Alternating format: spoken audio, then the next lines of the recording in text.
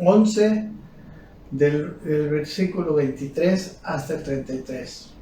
Dice: todo me es lícito, pero no todo conviene. Todo me es lícito, pero no todo edifica. Ninguno busque su propio bien, sino el del otro. De todo lo que se vende en la carnicería, comed sin preguntar nada por motivo de conciencia, porque del Señor es la tierra y su plenitud. Si algún incrédulo os invita y queréis ir, de todo lo que se os ponga delante, comed sin preguntar nada por motivos de conciencia. Mas si alguien os dijere: esto fue sacrificado a los ídolos, no lo comáis por causa de aquel que lo declaró y por motivos de conciencia, porque del Señor es la tierra y su plenitud. La conciencia, digo, no la tuya, sino la del otro. Pues, ¿por qué se ha de juzgar mi libertad por la conciencia de otra? Y si yo con agradecimiento participo, ¿por qué he de ser censurado por aquello de que doy gracias? Si pues coméis o bebéis o hacéis otra cosa, hacedlo todo para la gloria de Dios. No seáis tropiezo ni a judíos, ni a gentiles, ni a la iglesia de Dios. Como también yo en todas las cosas agrado a todos, no procurando mi propio beneficio, sino el de muchos, para que sean salvos. Y yo le añadiría el versículo siguiente que dice: sed imitadores de mí, así como yo de Cristo. ¿Amén? Bien, aquí este último versículo, en realidad, como vamos a ver el próximo miércoles, pues los que separaron en capítulos y versículos aquí fallaron, ¿no? Debería empezar el siguiente capítulo en el versículo 2, pero bueno, vamos a considerar. Muy bien, esta es la última parte, como les decía, y aquí dice el apóstol Pablo, dice: todo me es lícito, pero no todo conviene. Todo me es lícito, pero no todo edifica, ¿no? La palabra lícito es la palabra exesti, que quiere decir es algo permitido, es algo legítimo. Y la palabra conviene, la palabra sulfero, que quiere decir es para provecho. O sea, lo que está buscando es que las cosas que hacemos en primer lugar sean permitidas, sean lícitas, pero además de eso también sean provechosas, ¿verdad? Sean provechosas. Y la segunda palabra, no todo edifica, la palabra edifica es la palabra oikodomeo, que quiere decir en realidad edificar una casa. ¿Ok? Entonces Pablo está poniendo el comportamiento nuestro primero bajo la regla de que sea lícito, y en segundo lugar de que convenga, ¿verdad? De que sea para provecho, o sea, que sea para edificación. En el capítulo 6, Pablo había tenido una expresión bastante similar. En el versículo 12 dice: todas las cosas me son lícitas, dice, mas no todas convienen. Todas las cosas me son lícitas, mas yo no me dejaré dominar de ninguna, ¿no? Aquí añade lo de que sean lícitas y luego de que sean provechosas. El punto de que algunas cosas lícitas pueden llegar a dominarnos, ¿verdad? Y entonces se convierte en algo, en un ídolo, ¿verdad? En una idolatría, ¿no? Entonces, y la palabra dominar quiere decir que tendrá autoridad sobre mí. Entonces, todo lo que puedo hacer es lícito, y cuando yo soy una persona que vive para Dios, deseo que todo sea lícito, que sea provechoso y que edifique, y que no tenga autoridad sobre mí, y que no me llegue a llevar a una dependencia, ¿verdad? Que no tenga autoridad sobre mí. Amén. Entonces, ese es el punto importante en este versículo. ¿Ok? Y bueno, quizás sería interesante solamente hacer un recuento de cuántas cosas lícitas, ¿no?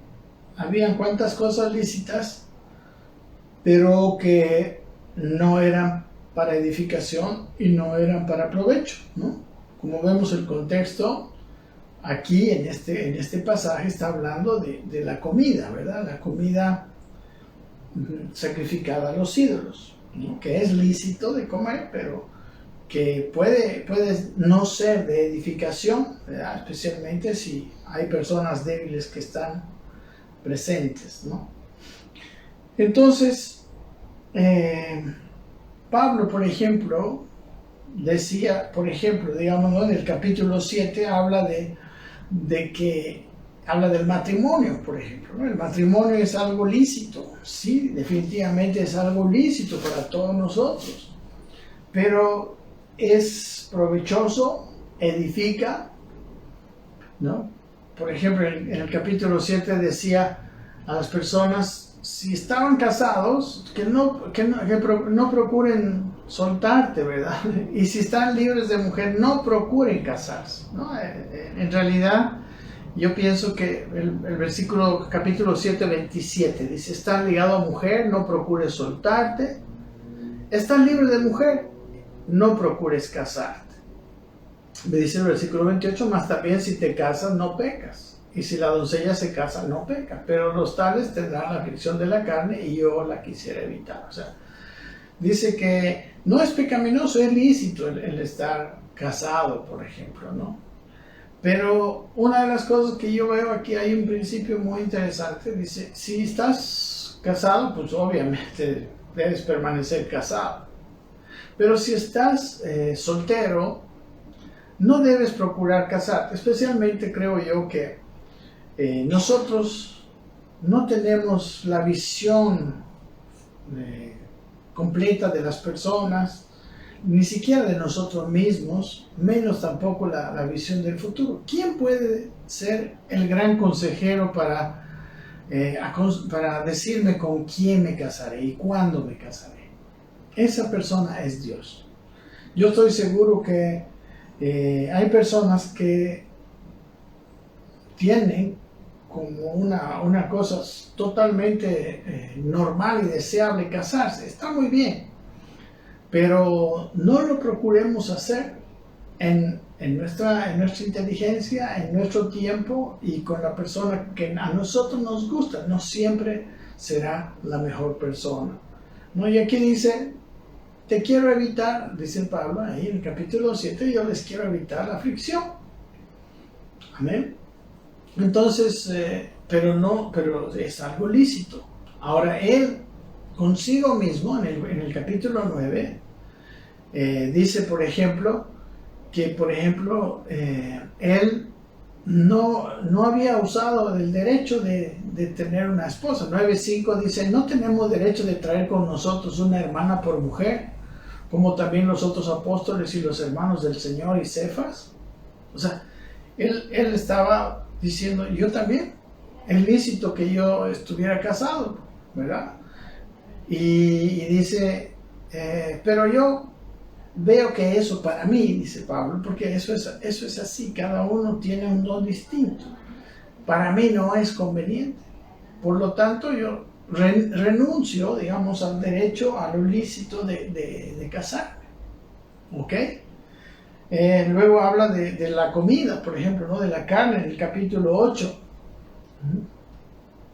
Y ahí, por ejemplo, dice que comer carne es lícito, ya sea que sea sacrificada o no es carne nomás. 8:4 dice, acerca pues de las viandas que se sacrifican a los ídolos, dice, sabemos que un ídolo nada es en el mundo y no hay más que un Dios, ¿verdad? Y si usted sigue el argumento, lo que él está diciendo, no hay problema, ¿no?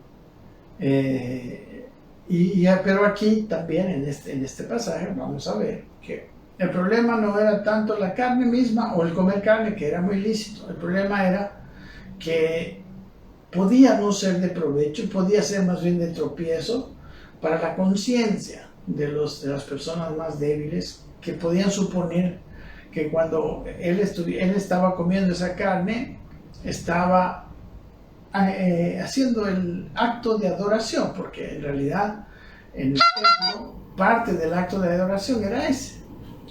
¿Ok? Entonces También él habla en el capítulo 9 acerca de el recibir salario, ¿verdad? Del ministerio, a través del ministerio, ¿no? El siguiente versículo 9:6 dice: o solo yo y Bernabé no tenemos derecho de no trabajar, ¿no? Porque él habla, y ahí habla que pues hasta en la ley, digamos, ¿no? Decía, no pondrás bozal al buey que trilla. Y luego dice que Dios ha dicho que los que trabajan en el Evangelio vivan del Evangelio. Pero él dice, yo también, ese derecho que tengo, que es lícito, yo también lo he rehusado, ¿no? Así como ahora vamos a ver el derecho de comer carne, ¿no? Dice, por ejemplo, y el versículo 24 nos da también el principio, ¿no? El principio de amor, el principio espiritual de amor que guía la vida de Pablo y la que debería guiar también la vida de todos los hijos de Dios. Dice, ninguno busque su propio bien, sino el del otro. ¿Ok? Nosotros no debemos de poner el bien propio por encima del bien de los demás, ¿verdad? En este caso está hablando más que nada de la comida, ¿verdad?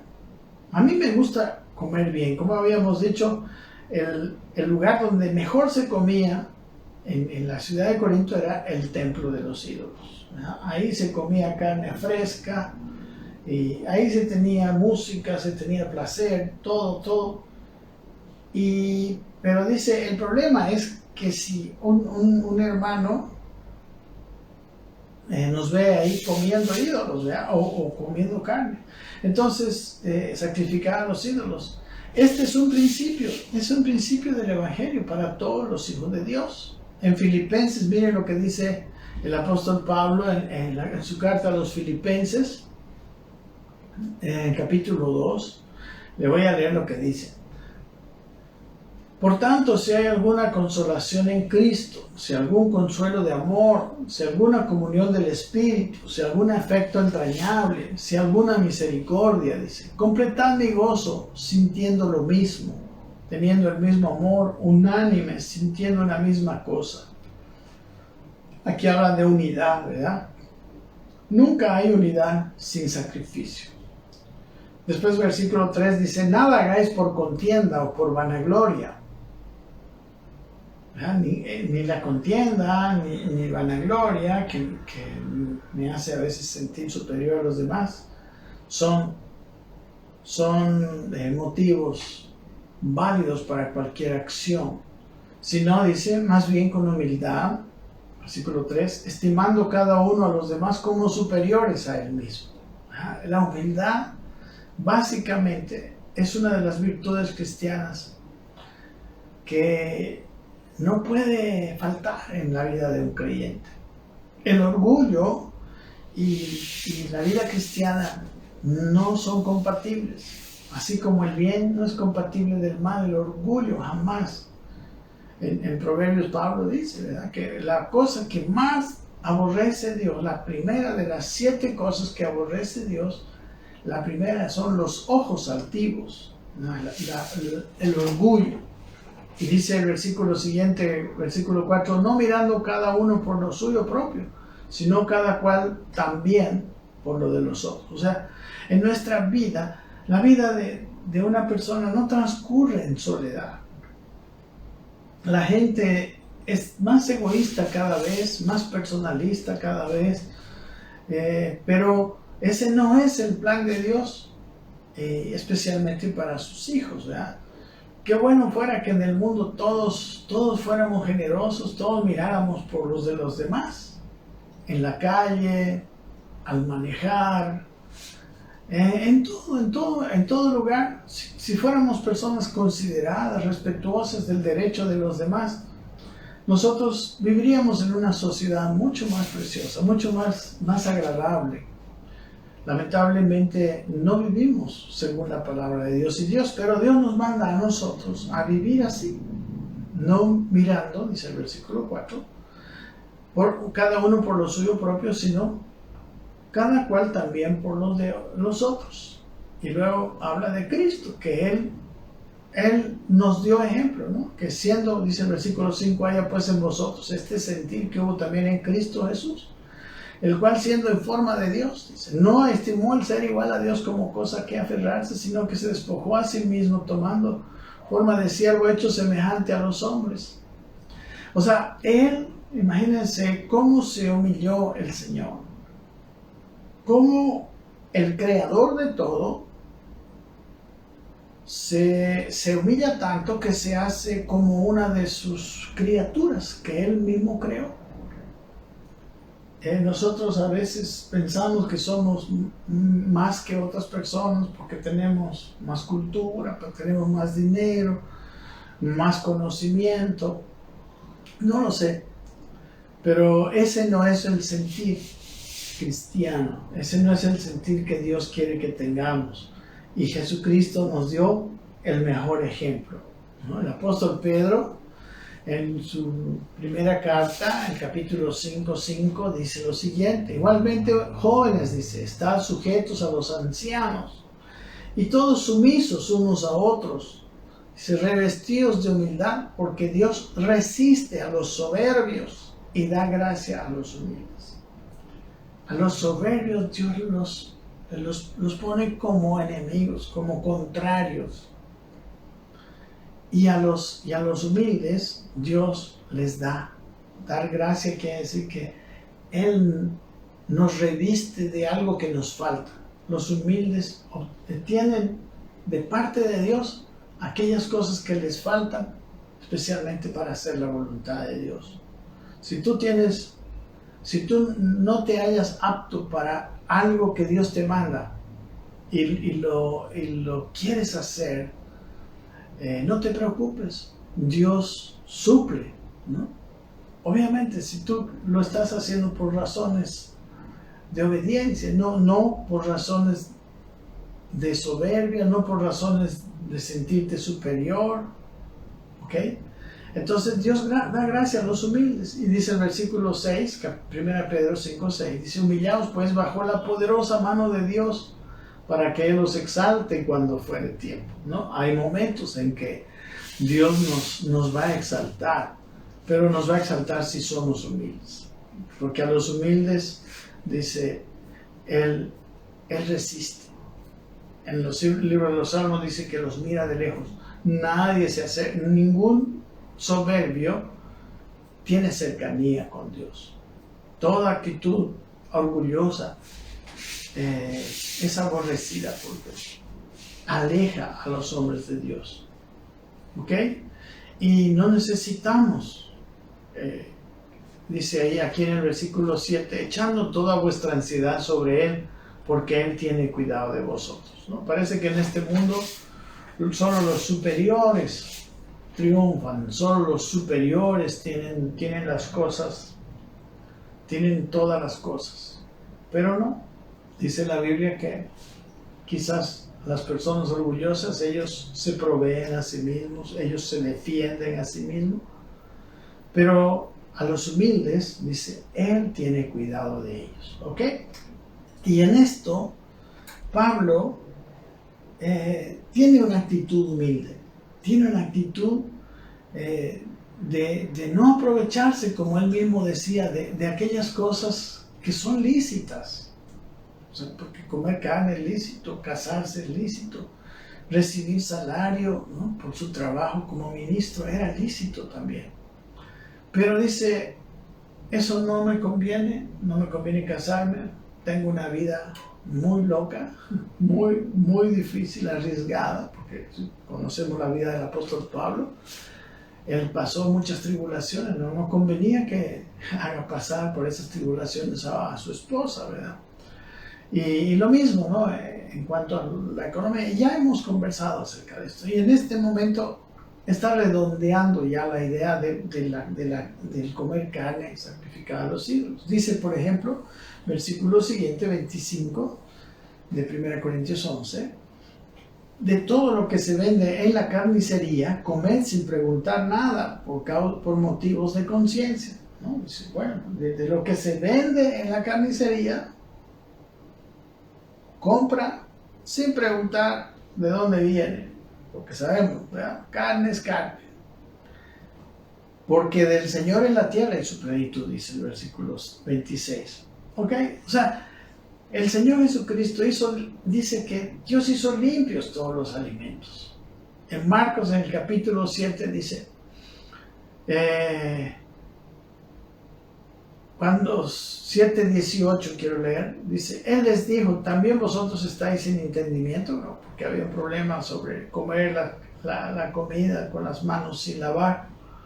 Pero, y Él dijo algo, y dice el versículo 8, Él les dijo a los discípulos, ¿también vosotros estáis así sin entendimiento? ¿No entendéis que todo lo de fuera que entra en el hombre no le puede contaminar? O sea, la carne no le va a contaminar espiritualmente.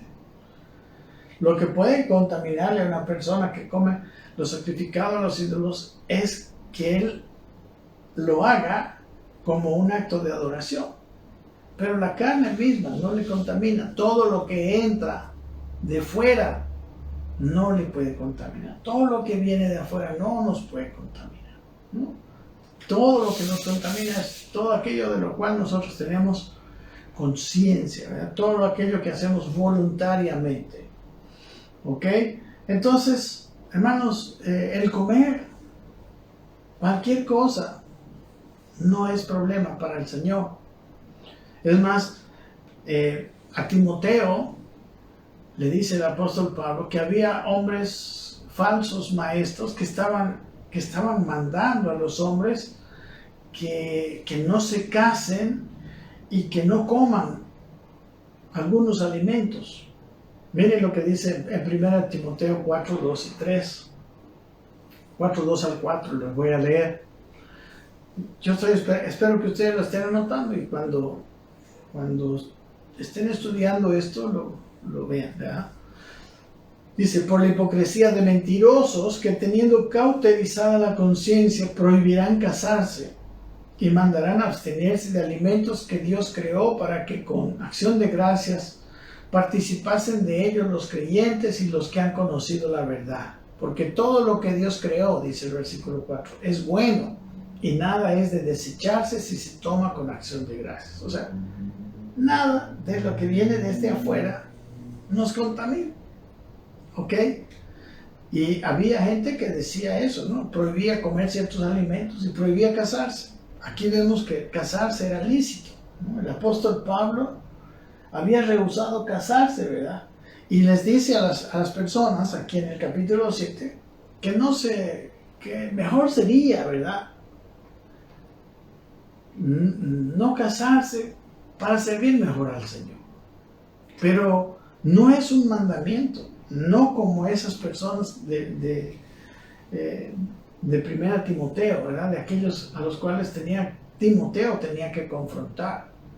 Pablo lo dice como consejo y nada más. Miren lo que dice en el 7:25. Si quiere usted repasar, puede repasar la enseñanza. Pero dice 7:25, en cuanto a las vírgenes, dice, no tengo mandamiento del Señor, mas doy mi parecer como quien ha alcanzado misericordia del Señor para ser fiel. No tengo mandamiento del Señor, Él lo dice claramente. Tengo pues esto por bueno a causa de la necesidad que apremia. Dice, que hará bien el hombre en quedarse como está. Estás ligado a mujer, lo que hemos leído, ¿no? No procures soltarte. Estás libre de mujer, no procures casarte. Que sea Dios quien te lleve a casarte y no tú. Pero dice el versículo 28, más si te casas no pecas. Y si las doncellas se casan no pecan. Pero de los tales tendrán aflicción de la carne y yo os la quisiera evitar. No podemos nosotros, podemos decir, exagerar esta enseñanza, ¿no? No podemos llegar a decir, no, Pablo dijo que no hay que casarse. No, para nada. Él aconsejaba, ¿verdad? Quedarse como está. El versículo 32 en este capítulo 7 de esta misma carta que estamos estudiando, 7:32 dice, quisiera pues que estuvieseis sin congoja. Él da sus razones aquí. El soltero, dice, tiene cuidado de las cosas del Señor, de cómo agradar al Señor. No tiene a alguien más, a nadie rendirle cuenta ni nada, como él. Pero el casado tiene cuidado de las cosas del mundo, de cómo agradar a su mujer. Hay asimismo diferencia entre la casada y la doncella. La doncella tiene cuidado de las cosas del Señor para ser santa así en cuerpo como en espíritu. Pero la casada tiene cuidado de las cosas del mundo, de cómo agradar a su marido. ¿Verdad? El matrimonio nos mete en una nueva relación. La vida no es la misma para un soltero que para un casado. Y no todos tienen que quedar solteros, ¿verdad? Todos los otros apóstoles eran casados. Pero precisamente Pablo tenía un ministerio muy, muy complicado, ¿verdad? Y dice, miren, el versículo 7:35 dice, esto digo para vuestro provecho, no para tenderos lazo, sino para lo honesto y decente, para que sin impedimentos acerquéis al Señor. Una cosa es decir esto y otra cosa es como le dijo el Pablo a Timoteo, gente que procure, que prohíba casarse o comer. Aquí dice, come todo lo que se vende en la carnicería. Realmente mucha de la carne sacrificada a los ídolos se llevaba a la carnicería y se vendía también. Dice el versículo 27, y si algún incrédulo os invita y queréis ir, de todo lo que se os ponga delante, comed sin preguntar nada por motivos de conciencia, ¿no? Dice, ve si quieres ir, o sea, nosotros no estamos aparte de la vida social. Ve, no hay problema. Y come todo. Pero no preguntes por motivo de conciencia. ¿Cuál es la pregunta, no?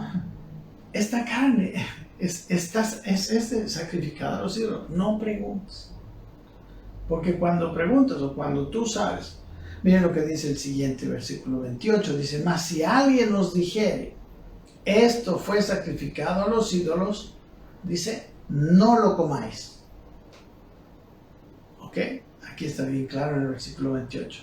¿Qué pasa si alguien me dice que esta carne es sacrificada a los ídolos? Ya es malo. No que la carne me vaya a hacer mal o que me vaya a hacer daño, sino, dice, por causa, versículo 28, de aquel que lo declaró y por motivos de conciencia, porque del Señor es la tierra y su plenitud. O sea, el problema nomás es la otra persona. El problema nomás es la conciencia de la otra persona.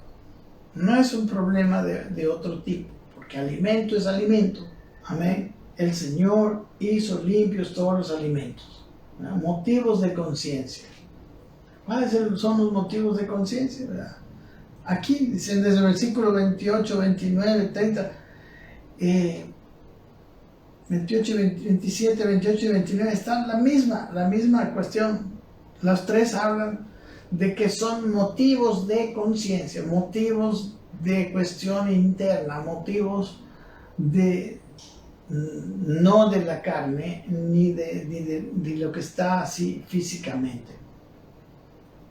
Dice el versículo 28 que si alguien le dijera esto fue sacrificado, no comas. ¿Por qué? Por su conciencia. Porque él, ¿no? Por la conciencia del que te lo dijo y de los que están escuchando.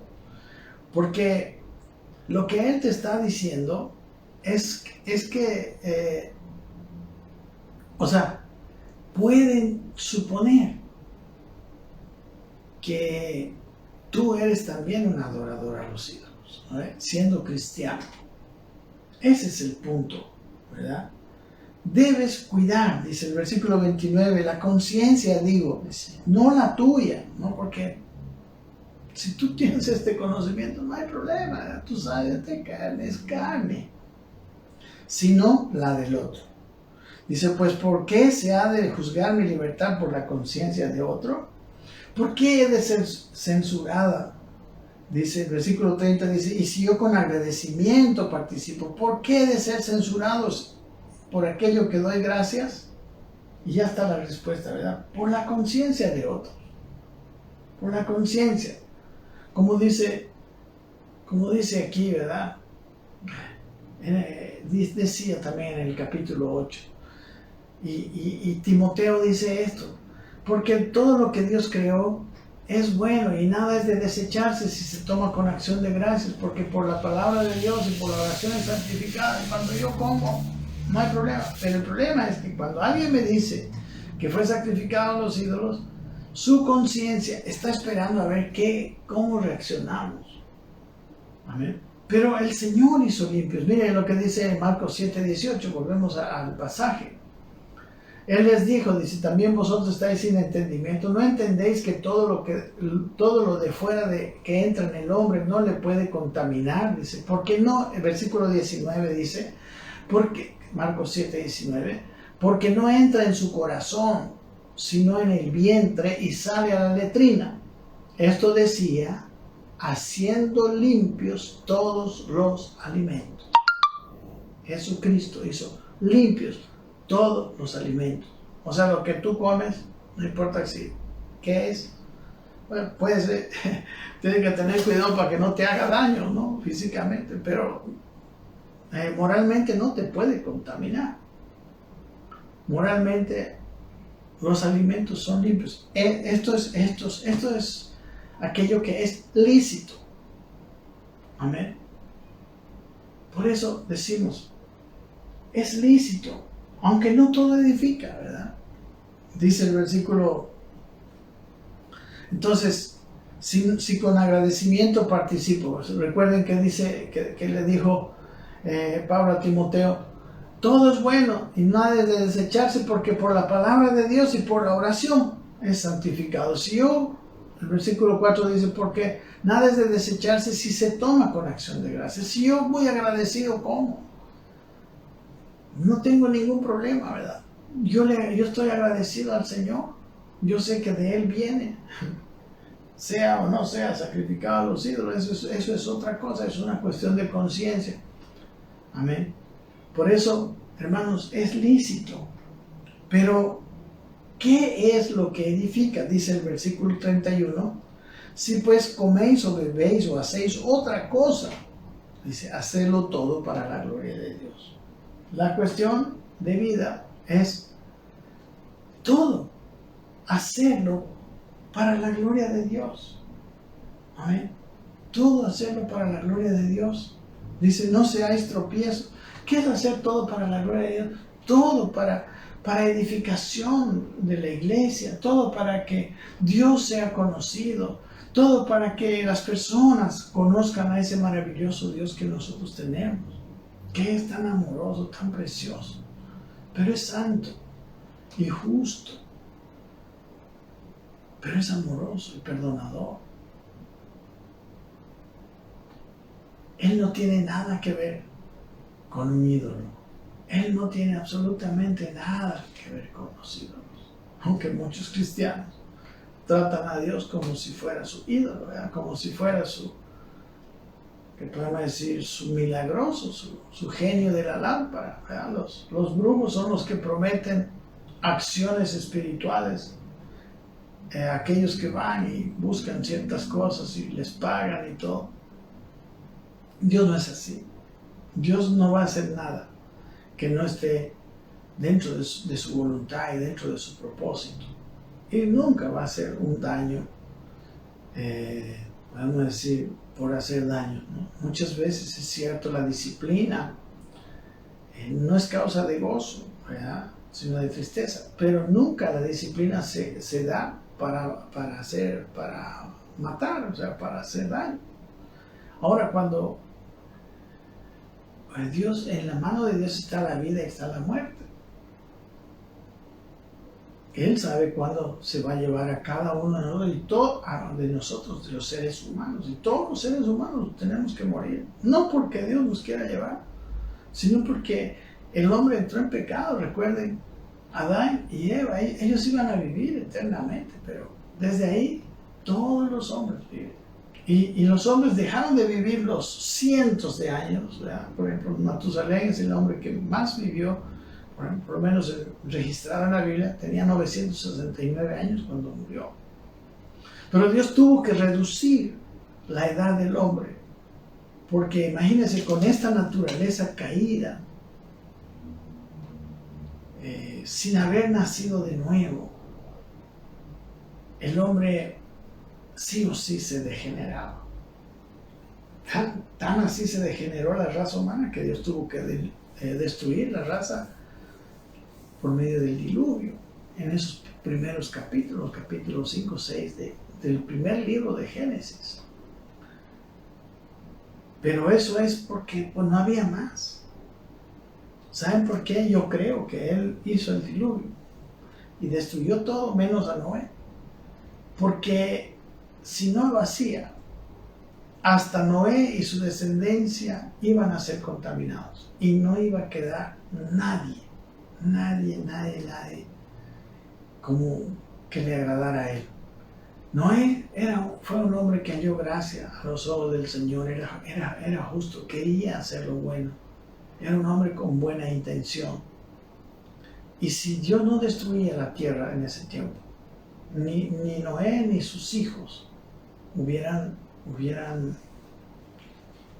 sobrevivido a la influencia, ¿verdad?, de la violencia y del egoísmo y de la maldad que había en ese mundo. ¿Ok? Entonces, debemos hacer todo para la gloria de Dios. Para eso vivimos. Y no agradarnos a nosotros mismos, como decía Pablo. Versículo 32 dice, no seáis tropiezo, ni a judíos, ni a gentiles, ni a la iglesia de Dios.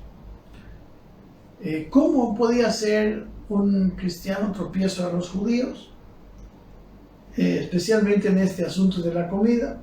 Realmente, pues no, comiendo comida de los animales inmundos. Ellos todavía estaban viviendo en el antiguo pacto, ¿verdad? Donde habían algunos animales que eran puros, que se podían comer, y otros animales que eran llamados inmundos, que no se podían comer. Pero nosotros entendemos que eso es una figura y sombra de las cosas espirituales. Hoy podemos decir que no todo lo que leemos, no todo lo que aprendemos es bueno. Cuando es puro, es bueno. Pero lo que es impuro, nosotros no podemos comer. ¿Y cómo comemos? Aprender por los ojos, ¿no? Espiritualmente, esa es nuestra comida. Debemos comer la comida espiritual. ¿Amén? Desear, dice el apóstol Pedro, como niños recién nacidos, la leche espiritual no adulterada, para que por ella crezcáis para salvación. Todo lo que nosotros aprendemos, comemos, vemos, debe ser un instrumento para edificación y para salvación y para poder servir al Señor mucho mejor. Pero si es algo muy inmundo, mejor no verlo, mejor no, si algo nos hace daño. A los judíos, estas cosas, ellos las guardaban así, y de hecho las guardan, ¿no? Hoy mismo los judíos ortodoxos siguen todavía. Ellos tienen lo que se llama la comida kosher, es la comida pura, ¿verdad? Panes sin levadura, etc. Varias cosas. Entonces, ¿cómo puede ser tropiezo a los judíos? No, pues de ir, por ejemplo, a invitar a un judío a tu casa y darle de comer chancho, por ejemplo. Estás haciendo tropiezo, no estás haciendo lo correcto. Ni a gentiles, dice. Bueno, para los gentiles es para los que vivían en Corinto, precisamente, ¿verdad? Los que antes venían de la idolatría. No seas tropiezo para ellos, comiendo la carne sacrificada a los ídolos y haciéndoles ver que tú sabes eso, ¿verdad? Yo me imagino que si yo quiero, por último, miren, si yo quiero comer, por ejemplo, carne sacrificada a los ídolos, o sea, no porque me guste que esté sacrificado a los ídolos, sino porque no hay otra, digamos, no porque es la mejor carne, no sé. Y algún hermano está conmigo, bueno, enséñale, pues, cómo es esto, cómo es lo que dijo Jesucristo, que no lo que entra en la boca del hombre contamina porque se va a la letrina, y enséñale que tú no estás adorando a esos ídolos, que tú simplemente estás comiendo. Entonces, ese débil esa persona sin conocimiento ahora va a tener conocimiento y ya va a saber que tú estás comiendo esa carne, pero no estás adorando. ¿Ok? Entonces, eso puede pasar. Por eso dice a la iglesia de Dios. A la iglesia de Dios son los hermanos débiles que no entienden que son provenientes de una cultura idólatra. Amén.